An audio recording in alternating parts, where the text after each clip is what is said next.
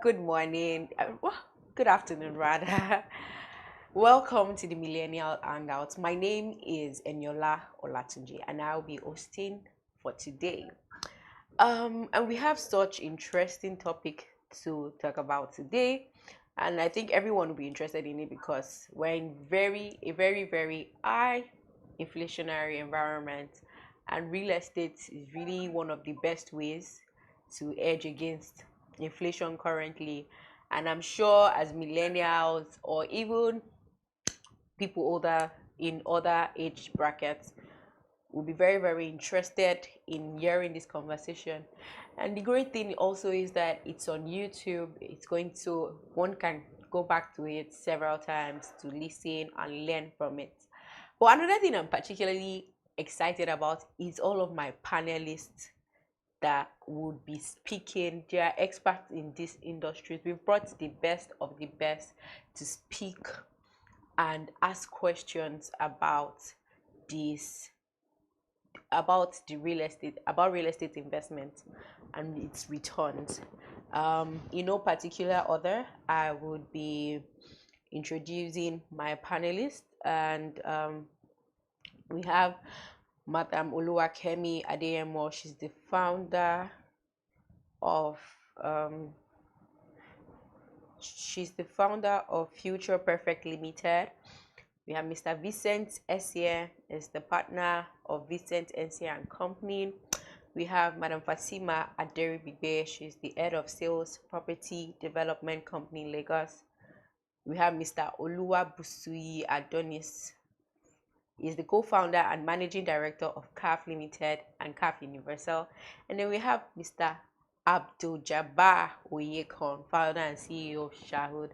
So what I'll be doing is I'll be reading out your profiles just before asking you the question, so that before I ask the question, what they do can stick. Like, oh, okay, this person works with Vincent Essien and companies. That's why this question is directed towards them, or like it just makes it stick. But and also before when we start or when any question is thrown out, you could just introduce yourself slightly so we can just make things interesting. Yeah. So to Mr. Topper. So one of our panelists is currently not around. She has not joined the call, but once she joins the call, we will introduce her, and then she will join the conversation. I'm very excited already because I want to know how someone like me self. I'm not a millennial though, but like I'm very interested in knowing how I can earn returns on real estate investments, because typically when we think that real estate investment is something that is far-fetched, and I'm very sure that this program will show us that it isn't. So in Madam Fatima Aderibigbe, I'm going to be starting with her.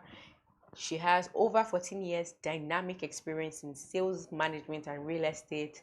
She's a seasoned professional dedicated to driving exceptional business growth. She's currently serving as the head of sales at property development company in Lagos.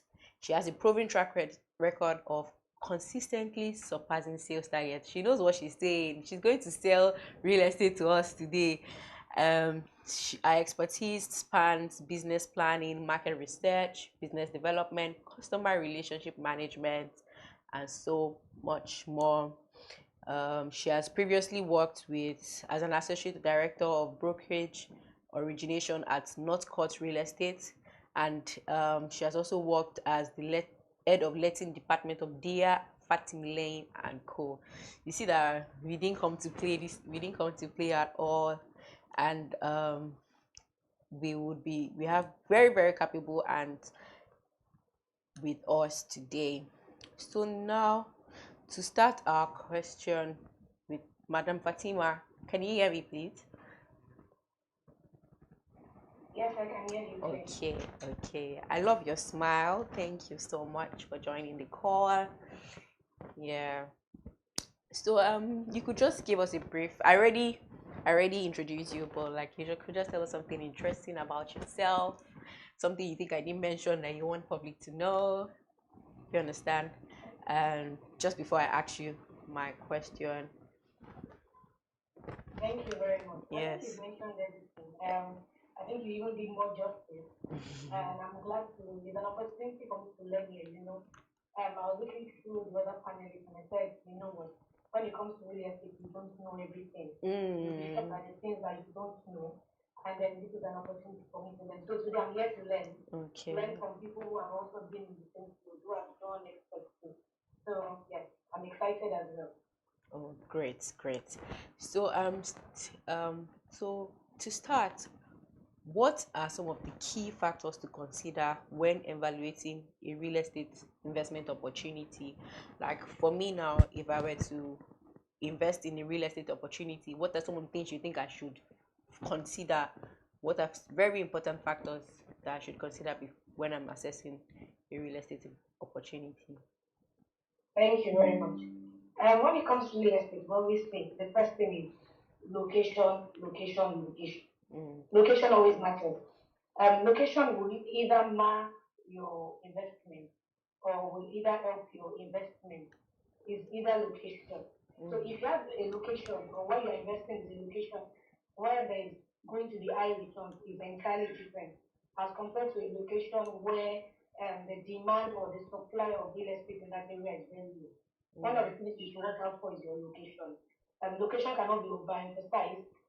Location is always a game changer. That's the first thing when you want to invest in real estate or if you want to invest, evaluate your investment. Location first. Another thing is what's the market trend like?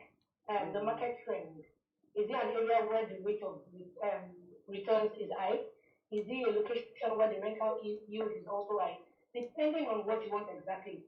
Are you willing to generate rent annually? Are you looking for investment purpose? Whatever it is, what is the market trend in that area? Another thing is if you are buying a property, depending if you are buying a new property or you are buying an existing property, what is the condition? Because you have to start thinking of your cost. Because these are some of the minute things that people don't factor in when wanting to invest. You don't look at the cost. You already buy a property, then you find out that the cost to reinstate it or upgrade it is very high. So you look at the cost. And again, most especially on this side of ours, when it comes to Lagos, Abuja, and documentation legal has to be perfect. You can't start a development and you find out that it's already a government acquisition area, or you find out that government has plans to do something. It could be very, very damaging. Another thing that you look, what are the economic indicators in that area? If you're able to look at some of these values, I think yes, you'll be able to make the right decision. But like I said, first thing, location. You have a good location, then majority of things, other factors will work for you. Thank you. That was a very wonderful question. So I should look at location, location, location. And that's very true because sometimes like people offer like to sell land at like they just land offering. And some of these places are not even lucrative. You might have that land for like years and you're not even able to sell it for something substantial eventually. So now I'll be going on to Mr. Abdul Jabbar Oyekon. Mr. Abdul Jabbar Oyekon has over a decade of expertise wow, a decade of expertise. That's something. It specializes in construction technology and project management. His technical acumen in estate management, coupled with profound understanding of financing, development challenges, positions him as a pivotal leader in the industry. See, I'm very excited. Like this is something. So, Mr. Abdul Jabbar, good morning. How are you doing? Good afternoon. Thank you for having me. Thank you so much for the Good introduction. morning. I think you must be Maybe on a cold or different time zone. something. Maybe on a different time zone. I think I'm in America actually. Sounds like it. Yeah. But yeah, thank you for having me. Thank you to everyone for taking the time out. I think the only thing I'd obviously just mention is I'm also the founder of Yashud. So Yashud is a real estate investment company that's passionate about making property and property investments available to everyone. Right. We also believe that investing in real estate shouldn't be an exclusive club. So what we're looking to do is bring down those traditional barriers that are found when it comes to real estate investing, and then also creating opportunities for individuals and communities through our products. So that in a nutshell is what Yashood is. So thank you for the introduction anyway. Oh, thank you very much for adding that. So since you are the founder of Yashood, how do you identify emerging real estate markets, and especially the ones that have high returns? How have you been able to help your customers, or even you as a founder, identify emerging real estate markets? Thank you. That's the key to real estate, and it comes with experience as well. Identifying obviously emerging markets is why you are there. You're looking for latent value in real estate investments that you make. I'd say what actually is required is a lot of research and foresight. There are some key indicators that you want to look out for when you are making your assessments per se. You want to look at, I think the first thing would probably be around, I'll say, infrastructure development. You want to look at what is going on around there, what the government is doing around there. Are there good roads to what you're looking to invest in? Is there going to be like an airport or railway? We all saw what happened with the Lekki Deep Sea Port and the effect they had on, the real estate around that Lekki Ekpe area at that axis.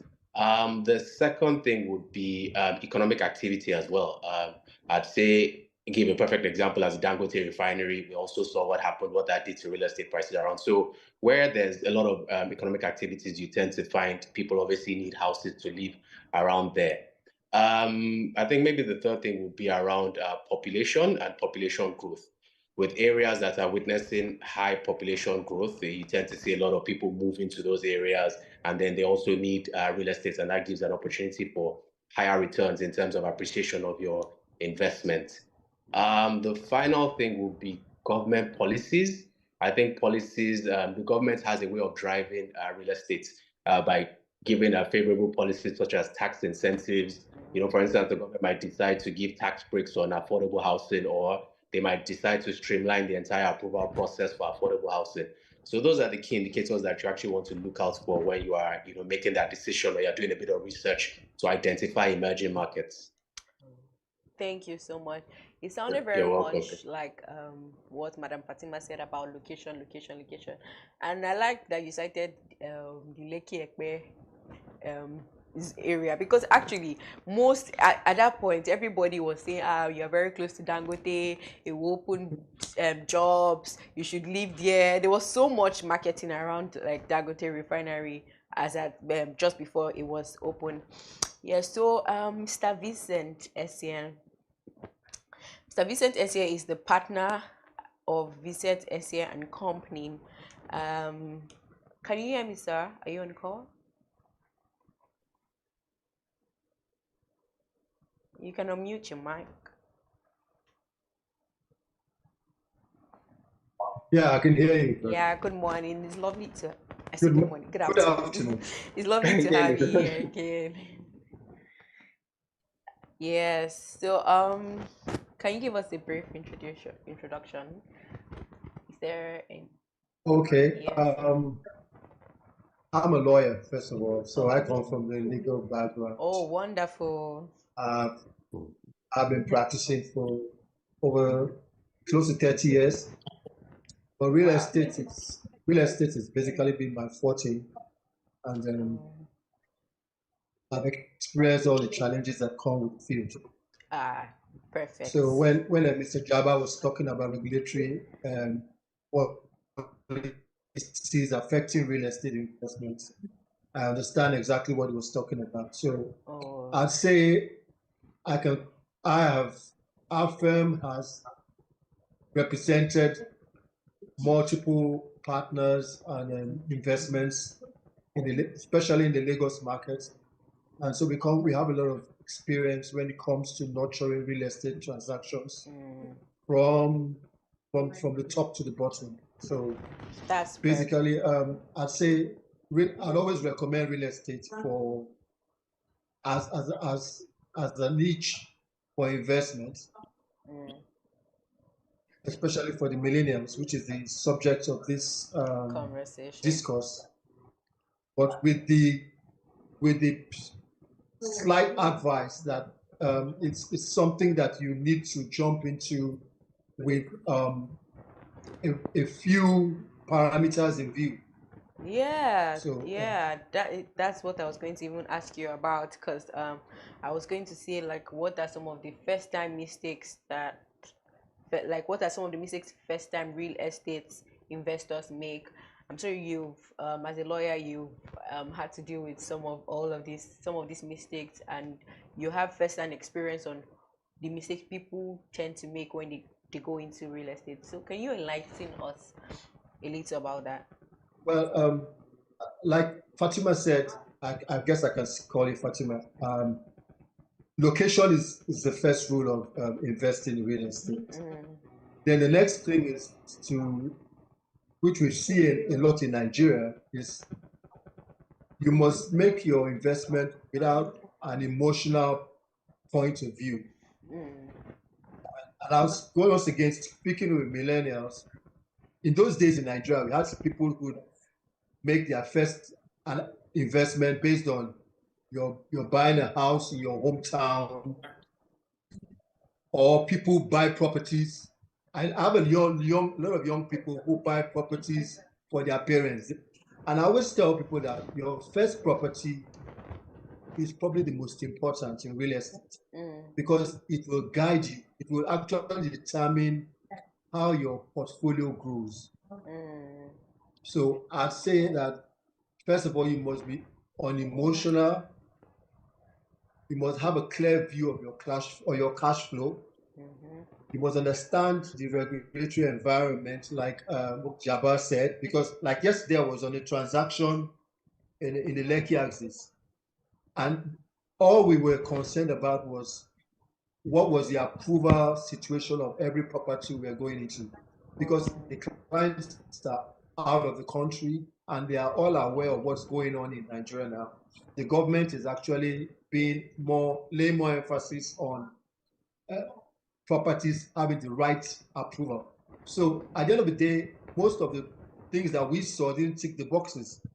So those are the things that's the emerging scenario in real estate now, because the government is actually changing in terms of their perspective, in terms of their regulatory supervision. So it's not something you just jump into. And again, of course, you need the advice of a lawyer in terms of the title, to ensure that the titles are in place, because there's a lot of situation with the titling regime in Nigeria. So you have a money layer and all these stories. So I'd still say that for a first time as someone going into real estate, get the proper grounding in terms of advice, and then know the locations that you're capable of staying in. I'll say one golden rule I always say is that if you're going to invest in a property, I'll just throw this. If the property that you own can deliver more rent than you're currently making, then you shouldn't live in it. Okay, thank you so much. Thank you so much for that. And every single person that's answered so far has really pointed out location.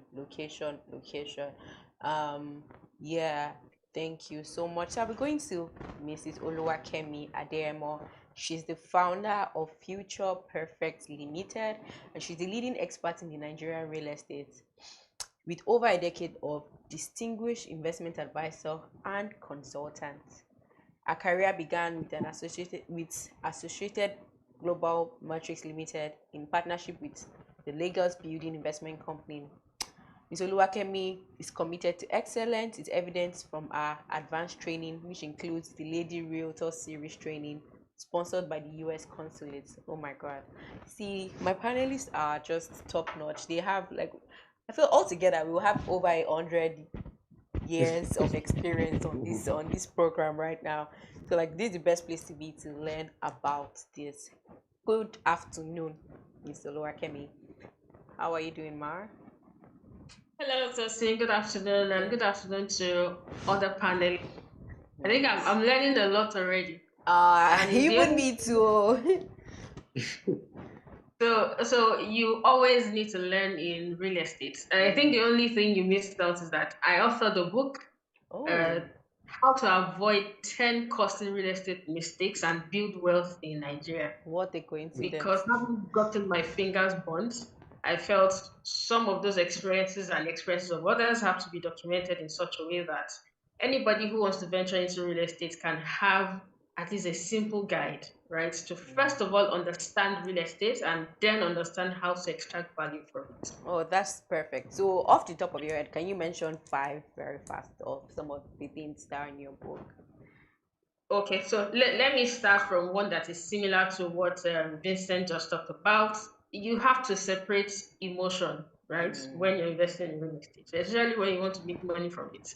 And we usually say that business and emotion does not mix, and it is true also with real estate. Second, you have to define real estate for yourself, right? So you need to know what real estate means to you as a person. If you do not know, you need to put yourself in a situation where you get to know what it means to you. You need to be prepared.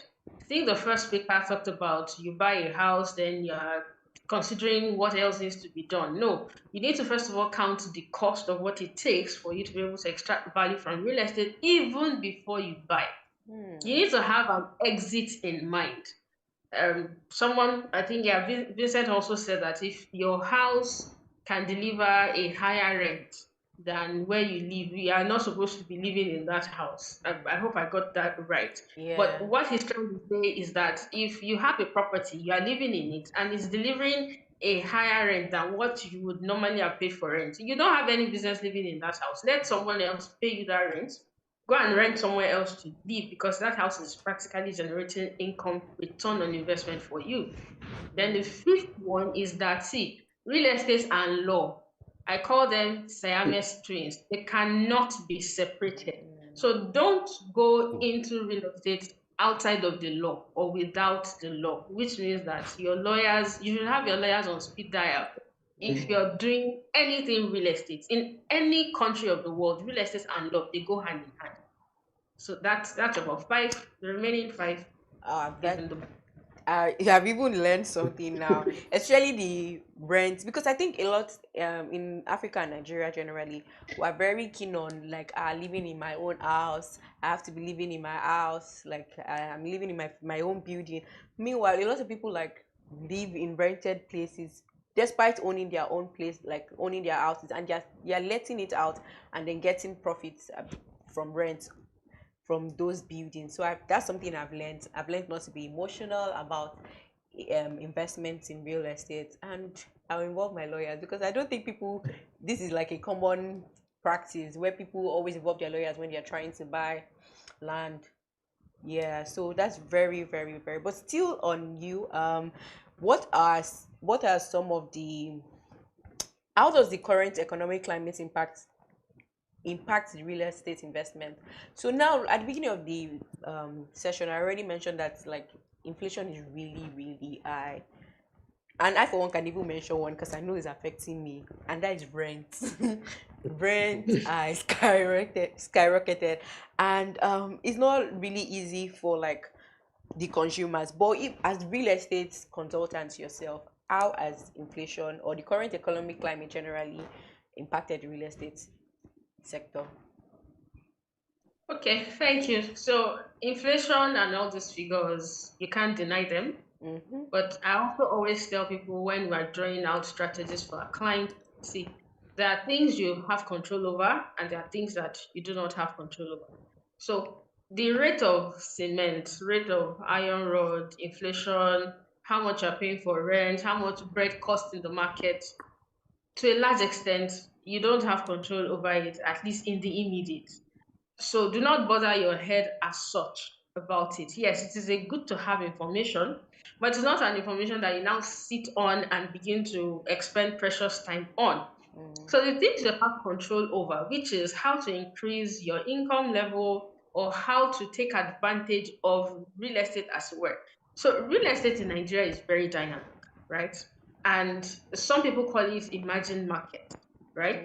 Now, the fact that it is dynamic and it's an emerging market makes it a fantastic option if you know where to look at and if you know how to structure your investments in real estate, so that it can draw the most value, such that when you place inflation rates or the cost of things side by side, or even the cost of rent, it scales away, right? So if you know where to look at, when to enter, and if you're adequately prepared, you won't have to bother your head about inflation, you won't have to bother your head about rent, you won't even have to bother your head about most things that people bother themselves about, because we practically don't have control over them as it is as of now, right? So again, when you want to put inflation where it belongs, you want to put high rent, as it were, where it belongs, focus on what you have control over, which is your resource, which is gaining knowledge,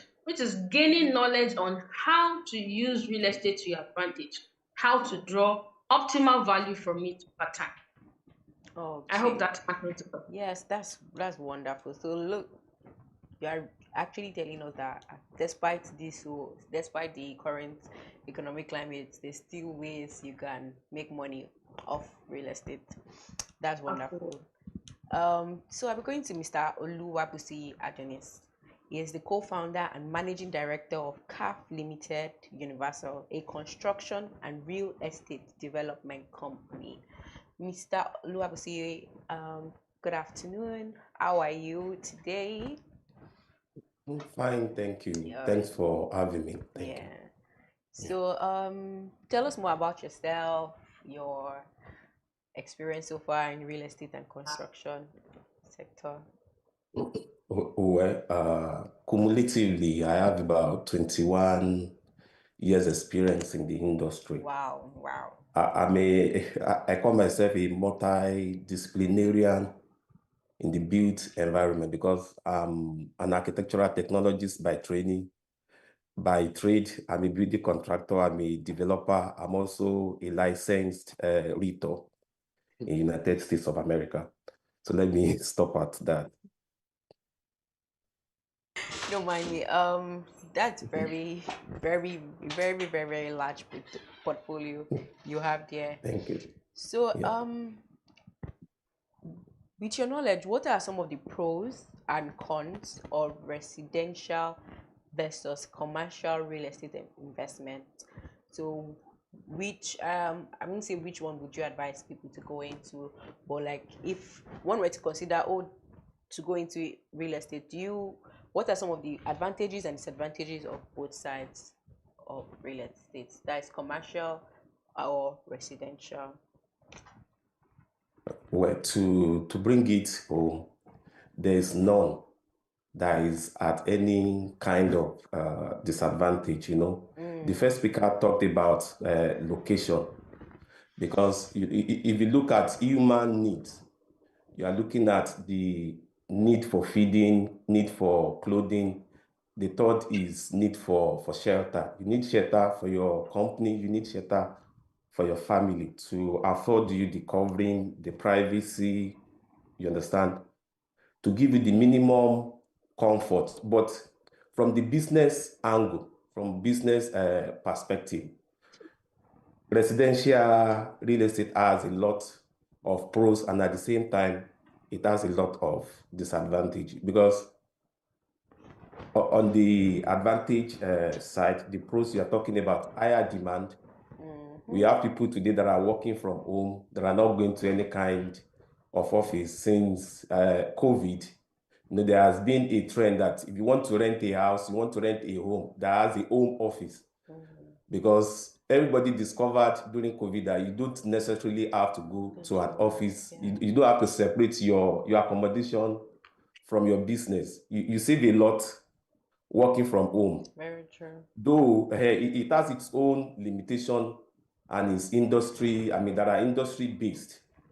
Because for us in construction, there's no way you can work from home. You still have to go out to your site to monitor your job, to supervise your job, to meet with clients. But at least if you look at the demand, if you compare the demand between the residential and commercial, you notice that post-COVID, there has been more demand on residential. Then you are looking at stability. I don't know if you follow the trend about commercial real estate in US. Post-COVID, a lot of people are not coming back to the office. They prefer to work from home. So it's really causing a lot of issues for the investors that has invested heavily in commercial real estate.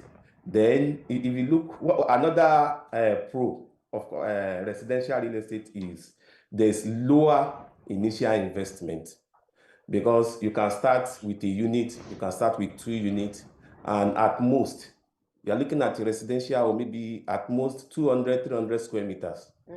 But if you are thinking about commercial real estate, you need a higher capital to start, and the regulations are also more. You are going to need more, more car park, you're going to need more space. But if you are starting, with residential, the lower initial investment is low, and it's also easier to transfer.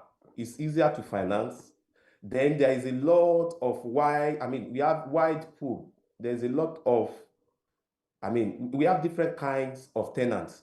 Then you're also talking about scalability, because if you build one today, you're able to sell it or lease it where you can get more money to scale it easily. Then scalability is easier to scale because of the demand. When there is higher demand, you understand, it will be easier. You get enough ROI on time, then you'll be able to do more. On the other side is the managerial challenge, because you are dealing, mostly when you are talking about residential building, you are dealing with individual. You are not dealing with companies that are more organized, that have good system in place. Then if you compare the return on residential and commercial, what you are going to get for a residential unit, you can't compare it to what you'll be getting from commercial. If you are renting a commercial property, say maybe 300,000 naira per month, you can imagine what you'll be commanding, because commercial, they are using it for business. So you look at the business, for instance, if you are renting your 3-bedroom flat to a bank, it's not what you are going to get that you'll be getting from an individual tenant. So, and emotional decisions also come to play, because you meet people face to face. We have a barista on the call. I'm sure most of the companies that let office spaces, they don't do it face to face. They go through their maybe realtor, registered agent, or a lawyer. But when it comes to residential, the woman will come with his child. The child is crying. They are trying to negotiate with you. So a lot of compassion. There's no way, you can't be stone-hearted. If you don't like the woman, you like the son or the husband. So a lot of emotion comes to play in that. So let me go to the pros of commercial. You are talking about, I've also discussed about it, but you are talking about higher income Returns, potential. yeah. I know of a client that rented an office building in Korea, I think some years back, for how much? You are talking like times 10. It's like times 10 of what you are going to get on residential. Then you are talking about long-term lease. Like Lagos State now, the law favors the tenants more than the landlord, you understand? But when you are dealing with a company, you can do long-term. In Lagos now, you can't collect more than a year rent legally from any tenant. But if you are dealing with a company, you can sign 10-year lease, long lease with them. It's easier to do on commercial than with individual. Yeah, it So seemed to then, me. it's value-based. Okay. Yeah, Interesting. Yeah, you wanted to say something? No. I just felt like there are pros and there are cons, and they both look really attractive. Exactly. So Yeah. you have big money, you want to do commercial. If you get a very good location, everybody has talked about the golden rule of real estate investment. That is location. Because when you are thinking of real estate investment, you are looking at something that will appreciate. And what appreciates in real estate is the land, not the building. Because the building, technically depreciates. The building is something you have to repair, you have to refurbish, you have to upgrade from time to time. But it's the land, it's where is the location that sells the building. Yeah. So I've talked about higher income potential. I've talked about long-term lease, then professional tenants, then value-based income generation, and also tax benefits. Yes. You also have great tax benefits on commercial real estate, but the disadvantages are also high because you need higher capital to start it. Then you also need to study the economic trend and situation. You have to be sensitive. Then it's also complex to manage. It's also Thank you complex so to much, manage. Mr. Thank you. And one thing that I just want to tell you that I learned is that when I'm going to go and buy land, I'll carry children along so that they'll be very, and make sure to tell them they should cry very well, so we'll get a good bargain. Thank you so much for answering. You were elaborate with the answers. So to Mrs. Tokwe Mark Odige. She is the CEO of Rep 360. Rep 360 is a real estate company that's focused on people empowerment, wealth creation, and a passion of building inspired communities. But interestingly, she's also a transformational speaker, passionate about entrepreneurship as a tool of societal growth. And she's an advocate for good governance, an award-winning television host of the most popular breakfast show in Nigeria for almost 10 years. When I saw you on the banner, I was first confused. Am I hosting? Is she hosting? What's going on? It's such a first of all, before you answer anything, you're going to tell us how you went from hosting a show to owning a real estate company. So maybe myself, I can just take two years from everyone's experience and become a real estate expert myself. So welcome, Mrs. Tokwe. We're so glad to have you here. Just tell us a little about yourself that I have not mentioned. Thank you. One, I have to just say that I feel like I'm the baby of the house when it comes to the real estate space because every other person has like decades of experience, and I'm about 3 years to 4 years into the real estate space. Yes, I was into media for I've been on TV for 11 years now. Wow. So yeah, over 11 years, and that was from media that I went into real estate. So you said you wanted to know that story. Yes. I've always been a very ambitious person, and if you don't control the platform, you don't control your income. So if you want to make money, you need to control the platform. So I own the TV station, or I own the show, or I go and fish for my own line of action, or where my skills can generate the largest chunk of income for me. So yeah, ambition drove me into real estate.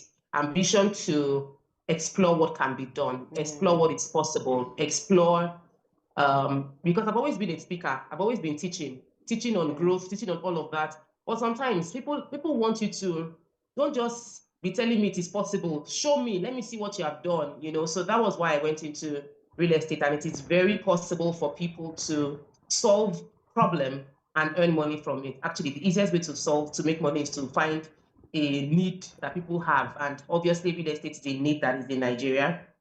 And there's still room for us to continue to innovate to solve the problem within the space. So I went into real estate because I felt that there was a need, and my voice is unique and can be heard. My perspective as a teacher and as a trainer would add more value, because many people are trying to invest into real estate without knowledge. And many real estate developers understand the technicality. They don't have the patience to teach and lecture you. So I have the passion for teaching. And then when I teach you, you can then follow the next step, which is to invest into real estate through my company. So it's been a very rewarding journey over the past few years. But I really want to once again, acknowledge all my seniors, all my real estate gurus, all the ones that I've spent years learning.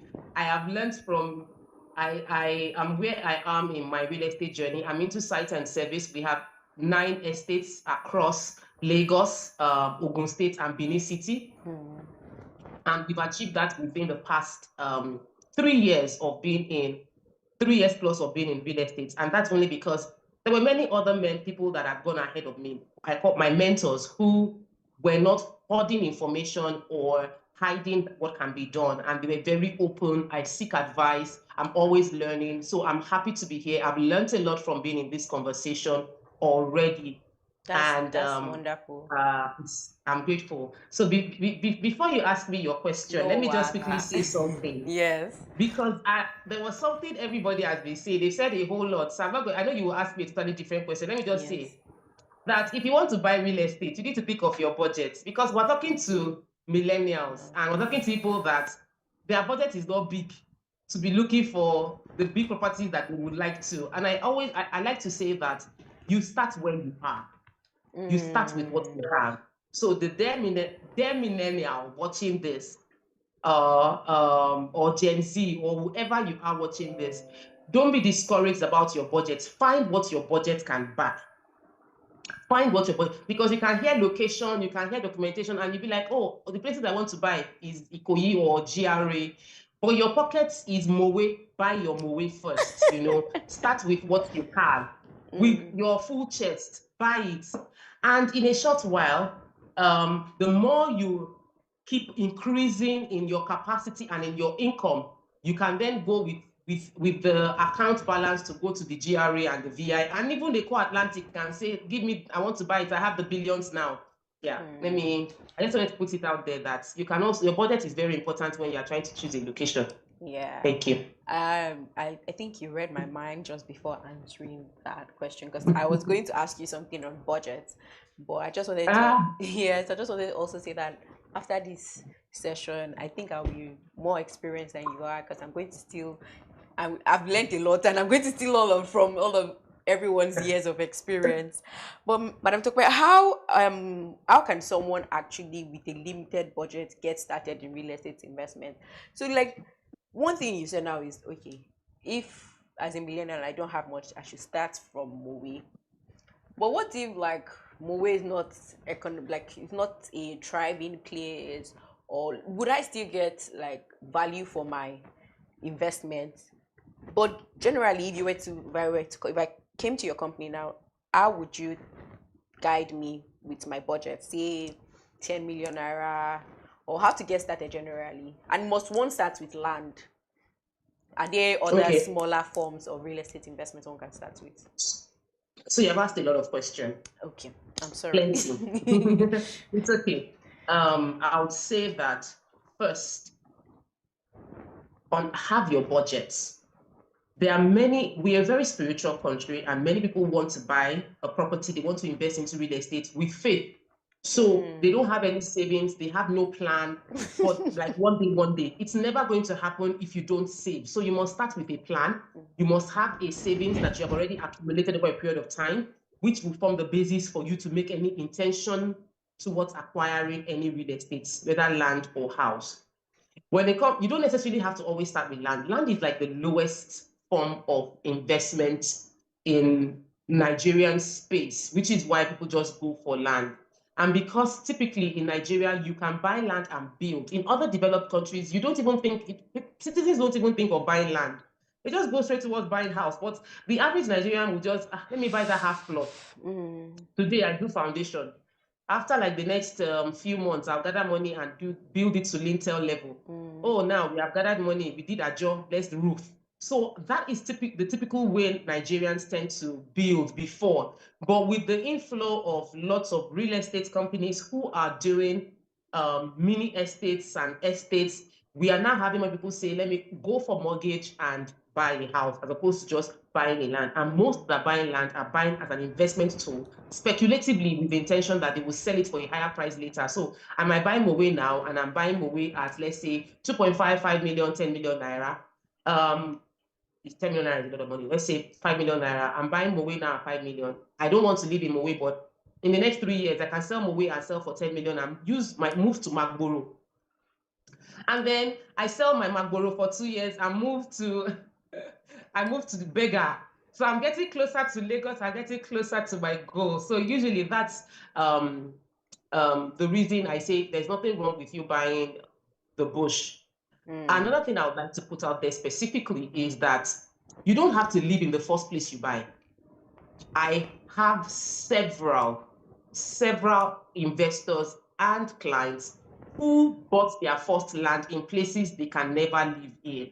I even have a cousin whose first 2 houses that she built as a married person, she lives in Ogudu, but she was collecting rent from maybe Yanokwaja, somewhere, not even Yanokwaja. Yanokwaja is close. Like from Yanokwaja, your journey still continues for like 30 minutes before you get to where our house is. Our house is in Lagos, but it's on like the border of Lagos and Ogun State. But she has that house in that location. She doesn't want to live there, but she's getting rent from there. So she's living in a rented house, but she built her house, and she said she built 4 flats. Her rent in the city was paid by 2 flats from that bush. So she still has interest. So you don't people shouldn't don't limit yourself to this is where I can afford, this is where I must buy. It is the reason many people don't invest until it's very, very late. Oh, I see. Yeah. There's a joke that if I had known when I was in my mother's womb, I would have bought I'll have been invested. I'll have bought Lekki when I was in my mother's womb. But now that I did not buy Lekki or mother's womb, let me buy Ekpe or buy, the closer area. Yeah. The next thing is, how else can millennials buy real estate? How else must they do land? You can do house. Over the course of this year, me and a group of social media fans, and that's the thing about life. My in-law just wants to join us. I'm always casting people, so if you don't want it to be known, don't tell me about it or tell me the secret. So my in-law was like, you mean you've gotten rent? So earlier this year, around March, I had written my goal for the year that I wanted to earn rental income in dollars. And when I got the house opportunity in the US, the prices were higher than my pockets. So I put it online. I said, join me to co-own a house in America. And a group of people reached out to me and we bought a house. And then I got rent the first time. And it suits me because Naira is not doing very well, So earning in dollar was good. And then I put it out again. Another set of people joined me. Only for me to my in-law to now find out that I have done 3 houses with a group of friends. And then she wants to join. Sometimes we make that mistake of thinking if you want to buy a house as a co-investment with a group of people, it will be your friends or your family. It might not be. Have the net wide open. Find people of like minds. So you might say you don't want to do land and you have just 5 million or 10 million naira and you want to invest into house in Nigeria or in Lagos real estate. Then you need to get a group of other people who have that same amount of money and are willing to join you to co-own that house. And it is possible. People have done it. They put it on Airbnb, JRA, Lekki Phase 1. I know a group of people that did Lekki Phase 1 about 2 years ago, and they are earning very well from shoplets and right now. Yeah. And they didn't have to go by it by themselves because do you have that 500 million naira to put into a property? You might. So good for you, then you have 500 million. But if you don't get a group of people that you can do it together, and that way you can, within your budget, still acquire a location that makes sense. Definitely will be stealing that idea and try to pull funds with my friends to start something like that. Also, is your dollar rental thing, the group, is this still open so that we can all earn in dollars together? Yes, it's still ongoing. We're still ongoing. Oh, that's great. So my next question will be for everyone, because I know like everybody will have some too. We can just say a little, then the next person.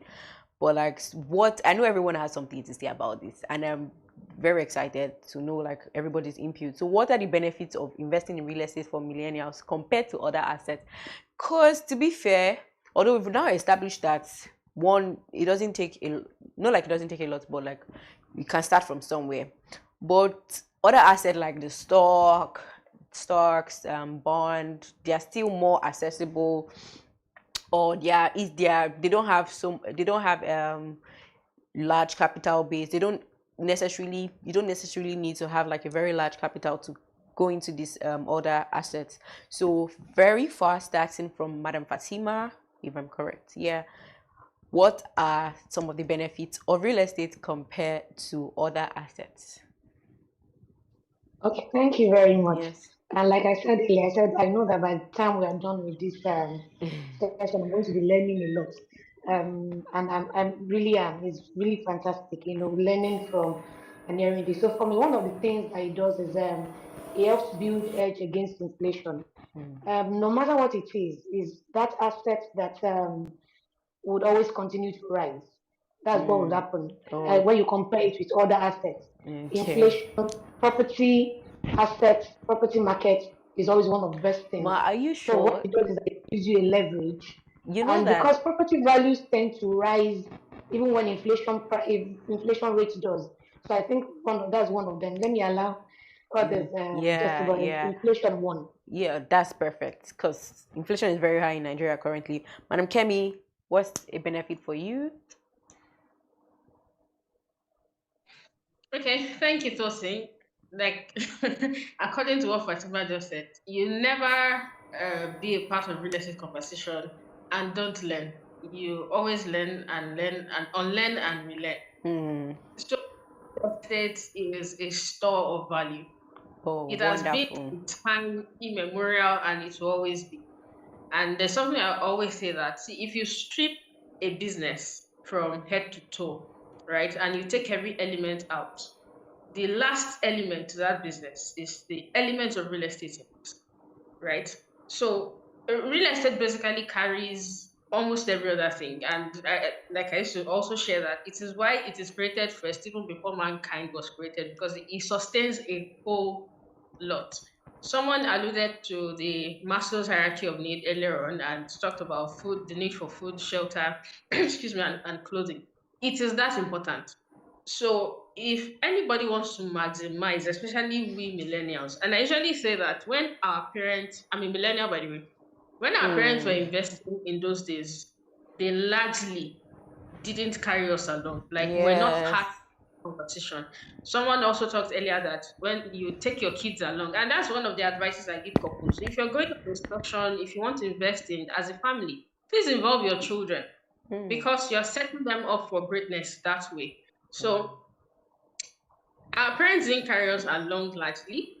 We should not be making that type of mistake because real estate is real estate. Come rain, come shine.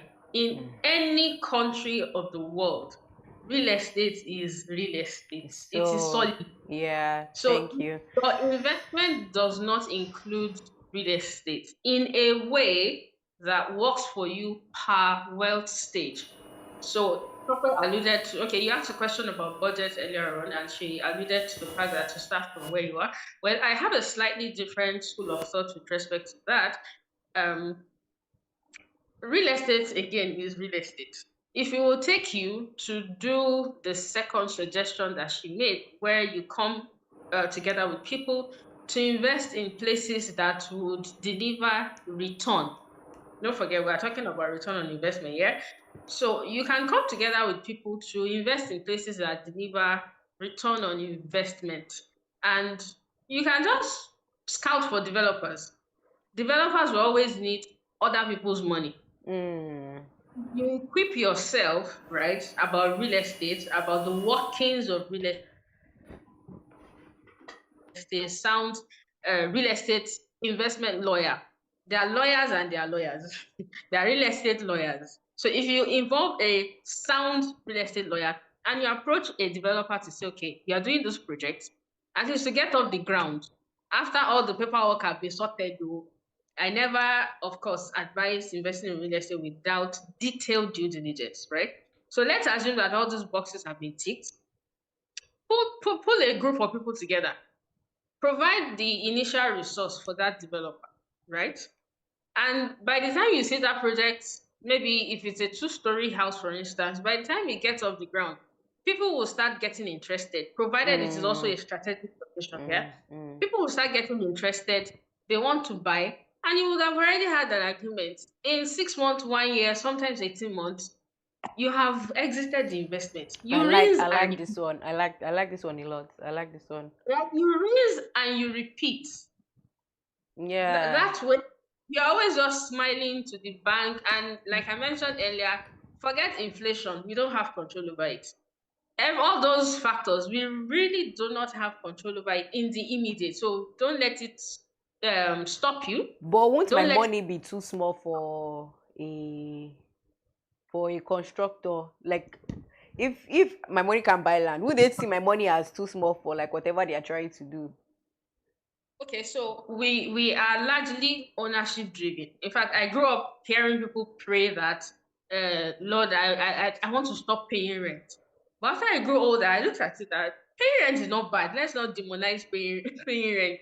So Tapo also gave an example of someone whose two flats is generating income that she's using to pay rent where she lives. So if where that person currently lives would enhance your lifestyle, will make you a lot more productive, why bother yourself because you own a house and go and be living inside one place that does not enhance your lifestyle, that does not increase your productivity as a person, right? So even if you think your resource is small, gather knowledge, get to know people, get people of like minds. Even if it is 50,000 naira, you could actually be talking to people that, because you have like minds and you can sell your vision, your idea of investment or return on investment to them, they can even be the one contributing the bulk of the cash. Yeah. Although it's just that your return will be directly proportional to your input. Thank you very much. But Thank to have you. little cash should not hold you back. It's not even an excuse at all. Get people, collaborate with people, look for viable projects. You could even be the one doing the heavy lifting of, okay, I have identified this location, I have identified this project, I have identified this developer. He has passed all these tests. You can have a checklist. Sometimes we drop up until 30 points for an average developer, and we take it off. If you don't pass at least 80%, sorry, we are taking our clients elsewhere. So you could be the one who is providing that knowledge bank, who is doing all the legwork, field work of selecting viable projects. Thank you so much, Kemi. Thank you so much. So I've learned now. I can either pull resources together or put my little resources into the beginning of the project. So, Mr. Abdul Jabbar, any quick points to what are the benefits of real estate? I think the one point that I'll make before I add a bit of comments on what she said earlier is obviously the benefits of passive income. Real estate actually obviously does generate passive income, and as a millennial, you're focused on your career, you're trying to build something, so you need something that actually works for you while you're doing your main work. So there's the opportunity to actually earn rental yield on your real estate investments while you're focused on building your career, and over time you can then reinvest that money to other things. So that's one of the key benefits of real estate. You don't have to be there every day to monitor it as well. You're earning rental income on it as well. And just to add to what was said earlier in terms of co-investing and sort of crowdfunding investing, as it's called, tech obviously has evolved to the point where people actually can then, there are platforms that are available now that you can actually vet these projects, and then you make the decision as a group or whatever it is, or as individuals to come in and invest in projects. So it's a lot easier. Like I said, the barrier to entry real estate is so low now. Platforms like ourselves and all are taking investments as low as 500,000 naira to come in. We're doing the heavy lifting in terms of vetting those projects, vetting the developers and the like. So there's really no excuse, to be honest. If you want to partake in real estate, you can actually find opportunities to do that. Okay. Thank you. Thank you for calling me out. There's no excuse. Mr. Vincent. Yes. In spite of the many years that I've been in real estate, I think today I've learned a lot. And once again, I don't know if anybody remembers the great basketballer, Hakeem Olajuwon. So can you talk out a bit? We can barely hear you. Oh, can you hear me now? Yes, perfect. Oh, okay. Hakeem Olajuwon, the great basketballer, played for Houston Rockets. And he's also one of the biggest real estate investors in Houston today. And when they asked him, what's your view about real estate? He gave an answer that I will never forget. He said, it's because it's real.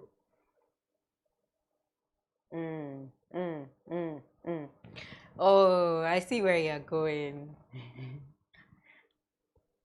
I see.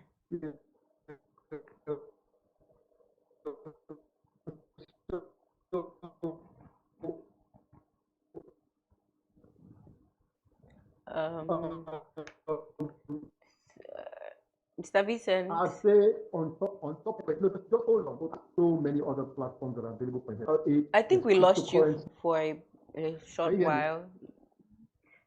Can you hear me now? We can hear you now, but can you go back a little? We weren't hearing you for a while.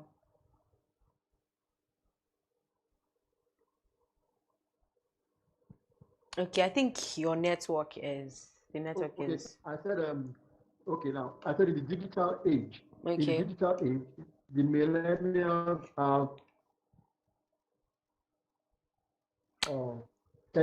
is it better now?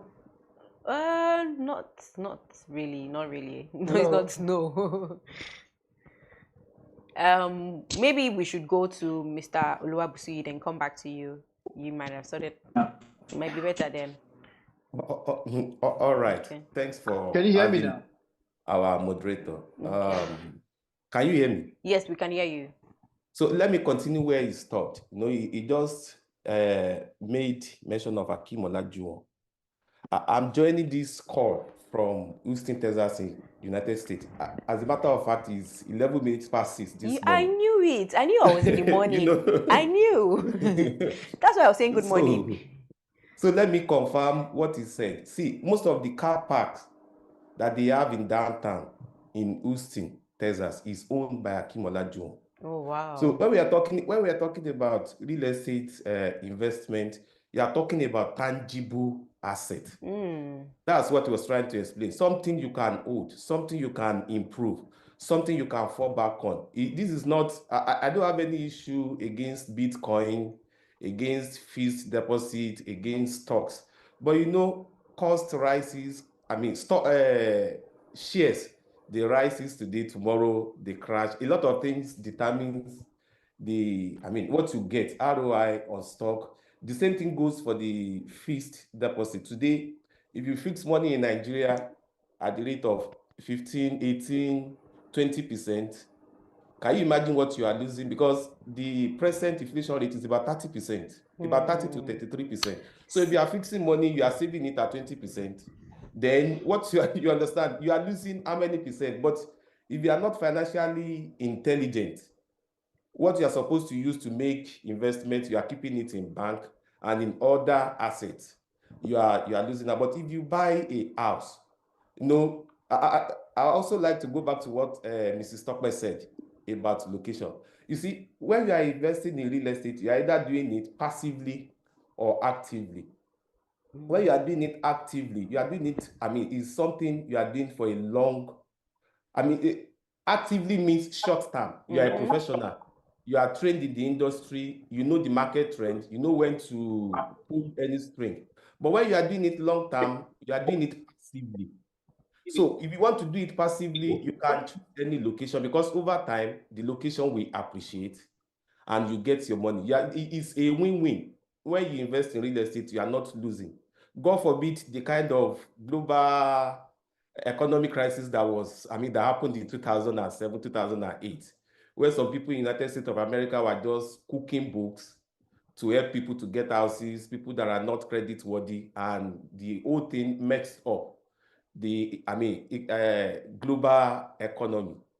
As we are speaking today, I know we all know about McDonald's. McDonald's, what they make money from is real estate. You can fact check me. About 55 to 60% of McDonald's annual income comes from real estate. Most of the outlets you see, they only give, the franchise buyers, people that operate them, the real estate. That's what they are making their money from.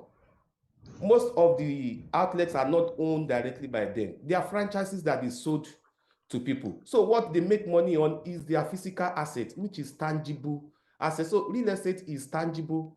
It has potential for passive income. And you are talking about stable, something that is stable. You are talking about something that, edges your fund, the value, your wealth against any kind of inflation. Real estate also give you tax benefit. You understand? It engenders long-term wealth generation. You understand? So it gives you collateral. You understand? It's tangible. Banker come and look at it. You need 100 million. Do you have any property? Let's come check it out. Then you give them the paper. You understand? There is a lot of things you stand to gain when you invest in real estate. Yes. And you know, Oga Vincent was saying something about, was referring us to Bible. If you look at the war that is going on between Ukraine and Russia, what are they fighting on? Land. They are fighting about their territorial boundary. If you look at Israel and Palestine today, what are they fighting on? They are fighting on real estate. About 70 to 80% of all the wars in the holy books, if you read Bible, if you read Quran, is about boundaries. It's about somebody coming to take land. So I think it's high time the millennials, I don't know if I fall within that category, the millennials start thinking, because it's not too late and it's not too early. Thank you very much, Mr. Bisi. Yeah. So we've learned that real estate is tangible, it beats inflation. Oh, you are muted. We can't hear you. Oh. Oh. Sorry. So we've learned that real estate is tangible, it can beat inflation. Can you hear me now? Thank you so much. Yeah. Mr. Olabusoye did not want to take time after he has scattered the table and he has finished the topic. Yes. Yes. So can everyone hear me now? Mr. Vincent, we can also hear you. I think you're trying to know if you can hear you. Is your network back? Can you? I can hear you now. Oh, your network is still poor. It's still poor. Your network is still poor, sir. Like it's lagging. But yes, and everyone has. Can I go on? Yeah, you can say something fast. No, it's bad. But I think the network is still poor, sir. It's lagging. No. I can hear you. If you just hear me, like I was saying. Okay. The millennials have other options. Okay. Which is, we all know, crypto, forex trading. Exactly. And all those other options that provides a safety of funds. So that I want to say that because of my experience, we've had through crashes, people invested. There was a time when the stock market in Nigeria was booming, and a lot of people, there's this follow the crowd syndrome in Nigeria that we have. So really,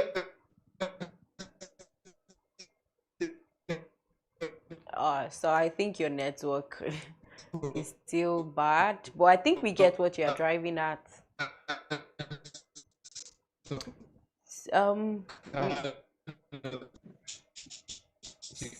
The network is bad.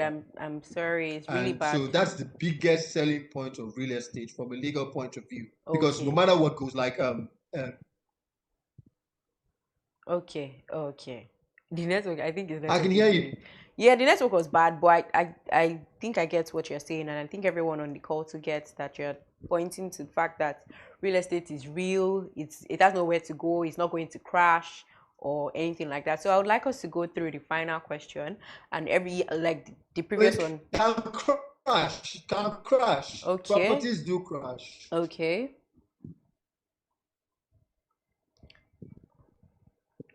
Okay, sir. So okay. Yeah. So you can lose money in real estate. Let's not fool you. You can lose. Okay. So one area I think that we've not really. You can also lose money in real estate. Let's not. Is technology in real estate. Now, we've spoken about land. Oh, I thought you wanted everybody to answer that question. Yes. Everyone is going to answer. We've spoken about land and every other thing. But something I've not heard so far is real estate rates. I've not heard anyone say anything about rates. And also about generally how technology is influencing real estate market. So,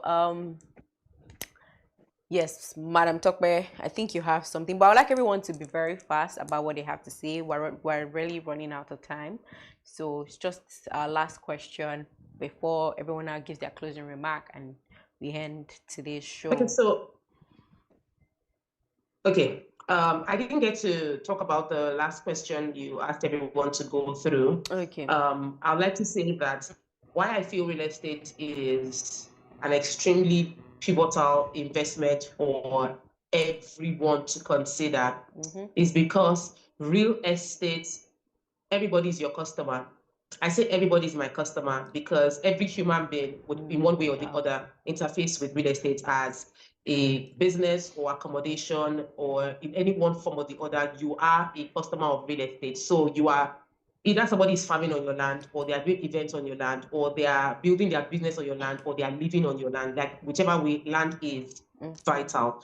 Then to go to your question about technology and how technology is influencing the real estate space. The truth is we have embraced technology. However, we as a country, we have fundamental issues that almost makes it impossible for us to take advantage of the opportunities within the technological aspects of real estate. One of which is our legal system is extremely slow in bringing justice to people who mess up. I don't know how else to put it. So there was a time when there was a lot of fractional companies doing fractional real estate and those doing agro investment real estate. And many of those companies disappointed Nigerians. Many Nigerians lost their money through those investment platforms. And we haven't gotten justice in a strong, definitive way. So tech kind of like, people are looking at it with, because we're not sure about how we are going to get justice when things go wrong. Concerning REITs, there are opportunities for real estate investment trust, but it is regulated by SEC and it is existing in Nigeria. The entry level for in terms of funding is very high, but it is existing. It's just not openly marketed the way people market land and houses, because that is more like straight B2C. But most REITs is like B2B, like business to business, and it's operates at a very, very high level. So we don't talk about it much, but it actually is in Nigeria. I think that people should research about real estate. Don't just like do proper research. They say proper preparation prevents poor performance. Concerning every area of life, whether it is real estate, whether it is with growth, personal growth or personal finance, proper preparation prevents poor performance. Research before you put in your money. Study the area of interest. You have worked too hard for your money to lose your money. Nobody watching should lose their money because they are investing emotionally or they are investing without doing proper research. So that would be my answer to that question. Thank you. Thank you very much, Madam Fatima. Thank you. I was just about to also mention it before Madam Tokwe mentioned it. Another thing is that another thing is focusing on some of these mutual funds that are real estate inclined. Because those ones too, the entry level is a bit low, and it will also help. You know, you don't have to spend too much, you don't have to have too much, but you also partake in the real estate sector too as well. So the impact of technology cannot be overemphasized. I remember during COVID, and because I said we do a lot of sales, I used to do a lot of sales, a lot of letting, and we found out that when COVID happened, it kind of stalled marketing, because we are used to virtual and physical, people coming for inspections. But one of the things is that leveraging on this technology in the real estate landscape, such that you can have virtual tours. Some of these AIs are designed to make things a lot easier and a lot better. So the impact is going to be very massive, especially looking at this new age and new time. Most people don't have that luxury of like you said, is either you're active in real estate or you're passive. Whether we like it or not, you have more passive players. They are in there. They don't have the time to do some of these things, but they also want to earn income. So the real estate technology, the prop tech companies are really, really, really impacted. Sometimes when it comes to rent collection, when it comes to tenant screening, the hassle of you doing the screening yourself, you can have it. There are some apps that are currently being designed that I know, and one of the things is that as a tenant, you can almost track your history as is done in developed countries. So we can know why you left a certain place, what was your rent like, were you paying your rent as at when due, were there issues before you moved? So it cannot be overemphasized, but it's going to really, if the given his own space, is going to really move technology real estate technology forward. Fantastic. Thank you so much, Mr. Busi. I'm very particular about you because you're all the way in the United States. So how has technology affected the real estate sector? Yeah, we're in the era of what we call in project management Internet 4.0, which is Internet of Things. So it's also called Internet of Things, which has allowed a lot of technologies to develop smart home devices, a lot of tech all over the places that makes building more efficient. I mean, we have technologies, we have smart thermostats. If you are not in the house, that turned off the AC, conserve energy for you. You don't have to pay too much for electricity. Then we have this drone technology. There are places that are difficult to inspect on site. There are lands you want to visit. Before that, you need to get a surveyor with cutlass or with bulldozer. You can imagine if you are to survey, if you are to carry out a site reconnaissance survey on an 80-acre of land, you want to get cutlass to start cutting the boundaries. But now with the use of drone, you can see it maybe like 50 meters away from the land. Use the drone with the remote to get the information that you need, which makes yourself more presentable and something your client can easily relate with. In construction now, I mean, technology has made it possible for houses to be printed. We have people printing houses in Texas now. 3D. There are in startup stage. Yes, we have people that are printing houses. So it allows for modular construction. And when you do modular construction, you print houses, wastage is massively reduced. The quality is guaranteed because it's technology. So if the person controlling the technology, doing the inputs on the computer, knows his onion, your building is coming out perfectly as designed. I'm sure you must have seen some houses on the internet that are collapsing, some concrete fascia, where you see differences deflected, that they will start using plastering to correct. So technology has afforded a lot of convenience, though they are expensive to start using. But with time, as more people, as the industry becomes more competitive, when we have more players in the industry, it's going to reduce the cost.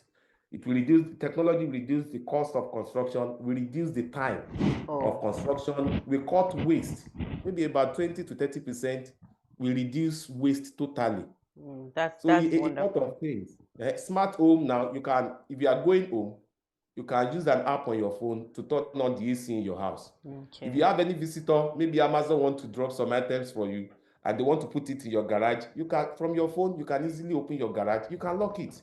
Remote from wherever you are in the world. Once there is internet, you can do all that. So it makes a lot of things easy. Across the construction and real estate sector. Mr. Abusi, you are really in America because like some of the things you're saying are very they are very niche to where you are. So Mr. Abdul-Jabbar, what are some of the, because everybody has seen positive things. I don't know if you have something positive too, or maybe a negative that technology has done. I'm not sure there's anything negative to say, to be honest, because the disruption in the space is actually happening very fast. You're seeing people use AI tools to actually, make key decisions in terms of investments because of the speed of analysis, the speed of reporting, just things like property valuation, you're getting instantly, right? So you don't have to go through the entire process of valuation. So AI is going to heavily disrupt the industry. As we know, real estate is sort of lag behind in terms of technological disruption. So with these tools that are coming out now, AI tools that are making decisions a lot faster, with blockchain that is streamlining transactions as well, just different things. So it's a very exciting time for those of us in the space. I think we need to learn and relearn and maybe sometimes even unlearn because technology is actually going to disrupt it and we have to be ready for it. Oh, wonderful. Kemi, Madam Kemi, yes. Very quickly. Thank you, Tosin. I would like to drill down on everyday technology that we use that impacts real estate. So for instance, your WhatsApp, right? You could set up a group on WhatsApp, and before you know it, you're well on your way to working with like-minded people to start investing in real estate. So someone just touched on REIT now. You could start by just putting people together on that platform. You could use your Google Meet space, virtual tours. But again, yes, while technology has its role to play in real estate, if you're investing in Nigeria as it is right now, you have to merge technology and your field worker, permit my English, right? So because we're not as integrated as we would have expected it to be, so that once you deploy any form of technology, it can be replicated, or you could get a feeder for another point in that value chain. So, but simply your WhatsApp, your Google Meet, you could record videos for people who are not in Nigeria who wants to invest and upload it. They'll watch it. You could do a tour while someone is on site. And why I emphasize again on someone being on site is that you also need to factor in the terrain. So it's okay to show you a beautiful house. I can stand on a beautiful property and show you, but the accessibility to that property might be zero, right? So that's why we still need that part to be part of whatever technology I love the balance you've brought. I really love the balance you brought. Mr. Vincent, do you want to chip in something quick, very fast? Yeah, technology is clearly going to play a role in every part of our lives. So definitely real estate is no different. In the construction field, clearly technology is what's working for the architects today, for the builders. And from my experience, someone spoke about agro stocks. Agro stocks is real estate, because basically that was a field that was thriving a few years ago. But a few guys got their fingers burnt, and I had to handle a few of those matters. So people are selling you farmlands, Bomosho, Shogbo, and all that. And for the millennials, that's easy to go in, and it's also a low budget, because you can chip in 250,000, 300, or whatever amount of money. But the diligence is not done, which is where I have to come back. In spite of how low it is, you still need to do due diligence. Kemi said that you still need to do diligence on the title, because if you don't go there, and then the guy sells you a platform and you're just uploading your money, and then what happens? The guy 1 year down the line, he's not making returns, and then you find out that the guy didn't really have the land. So Nigeria still needs that mix of technology and manual. She said, Waka, you need to do a bit of that. Yeah. So already, for instance, in the Lekki area, I can tell you that technology is playing a role. Most of the buyers, the big chunk of the market today, are the Nigerians in diaspora. They're buying heavily in Nigeria. And it's technology that's making it possible, because they're out there and they're able to invest.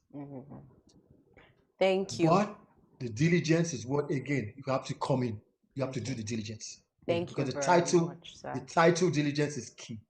Because the only way to protect your money in real estate is before you pay. True. Very true. Very true. Thank you, everyone. Just one last question for everybody, and it's very short, it's even one answer. And I just want to say that I've had a wonderful time. I've learned a lot. But I'm going to just ask everyone a very simple question. So outside of Lagos, we know everybody likes to buy land in Lagos. What are some states with very interesting real estate markets? Everybody should just mention one place, and we'll wrap up the session. Yeah, so from Mr. Vincent, let me start with you. Outside of Lagos, where is an interesting real estate market, like where something really interesting is happening? Because we've been talking Lagos, and sometimes we're in a bubble that Lagos is like the whole of Nigeria. So outside of Lagos, Mr. Vincent, where's another state or area where the real estate sector is really bubbling. Okay, I think he can't reply. Madam Fatima. Okay, I would say Ibadan. Okay. Ibadan. Okay, Ibadan. Okay. Madam Tokwe. So Ogun State gives you proximity to Lagos, and at the same time, it's a state on its own. So I think I'll say Ogun State. Okay, Mr. Busui. Well, I wanted to say. Don't say USA. Madam Tokwe has said Ogun State, so because of its proximity to Lagos, but I think I'll just go for Rivers. Why Rivers? Why Rivers? No, the coastal road is going from Lagos to Calabar. You understand? So they are opening up the entire corridor, and when there is transportation, when we have the infrastructure, it will be easier to develop along the coastal region towards rivers, cross river. Yes. So real estate people have found another tag line. It's no more Dangote refinery now. It's the coastal line. Perfect. It's coastal. Mr. Abdul Jabbar. Can I just say that I was going to say Ogun State as well, to be honest. Because of the proximity and it's just the industrialization that is going on in Ogun State as well. But other than that, I mean, I'm quite familiar with the Abuja market. It's a very tricky market, but there's a lot of potential in Abuja as well. Yeah. Okay, is Mr. Vincent still on the call?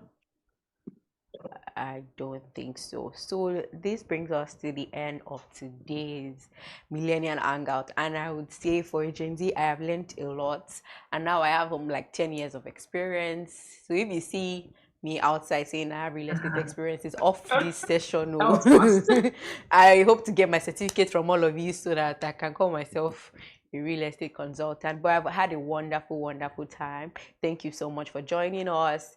We hope to see you some other time, because like we can't learn, like we can't even exhaust all of your knowledge, and you've been very wonderful during this session. Thank you so much, everyone. Thank you, everyone listening. You can also go back to our page to rewatch the video. It's on our website. You can check out all our social media too. And that is the end of today's show. Bye. My name remains Eniola Olatunji, and I'm a journalist at BusinessDay. Thank you. Have a wonderful day, everyone. Thank you. Thank you, everyone. Thank you. Bye.